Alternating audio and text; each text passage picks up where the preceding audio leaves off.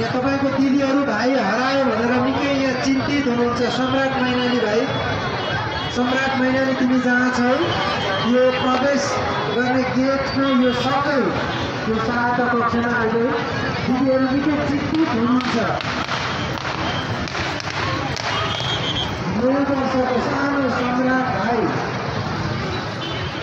वर्षको सानो मान्छे आउँदै हुनुहुन्छ है।